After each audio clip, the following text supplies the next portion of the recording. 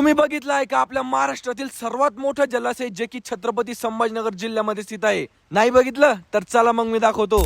तर नमस्कार मंडळी, मी आहे तुमचा शुभम सोळंकी. सकाळी उठल्या उठल्या तुमच्या भावा मग पहिलं काम लागलं आपल्या वावरामध्ये तणनाशक मारायचं. तसं तर मला काही पाठीवर पंप घ्यायचा नव्हता, फक्त आपल्या मंडळी तिथं तणनाशक आणि पाणी नेऊन द्यायचं होतं. मग काय, जेवढं लवकरात लवकर मला काम आवडतील तेवढं लवकर काम आवरलं आणि आपला बाडबिस्ताना घेऊन थेट पोहोचलो आपल्या घरी. आता मी तयारी होतो, आपली क्रुझर पण इकडे आली. क्रुझर आल्या पहिलं काम असतं आपली कम्फर्टेबल जागा पाहिजे. आपल्या कम्फर्टेबल जागेचा शोध घेतला आणि थेट प्रवास सुरू केला छत्रपती संभाजीनगर मधील पैठण या ठिकाणी, जिथे की संत एकनाथ महाराजांचे समाधी स्थळ आहे. आता प्रवास मोठा होता, पायाला पण गोळ्या आलती, पोटाला पण भूक लागली होती. त्यामुळे मदत एका ठिकाणी गाडी उभी केली, पेट पूजा केली, पाय मोकळे गेले आणि परत प्रवास सुरू केला.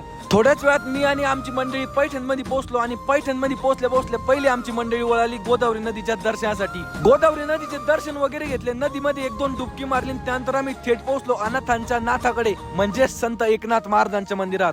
आता आम्ही संत एकनाथ महाराजांचे दूरदर्शन वगैरे घेतले. आमच्या मंडळीत थोडी शॉपिंग करायची होती, त्याने शॉपिंग पण केली आणि तिथे थोडी मोज मजा मस्ती पण केली. आणि हे सर्व आवरल्यानंतर आता आपण निघालोय आपल्या महाराष्ट्रातील सर्वात मोठ्या जायकवाडी जलसिंचन प्रकल्पाकडे, ज्याला आपण नाथसागर जलाशय म्हणून देखील ओळखतो.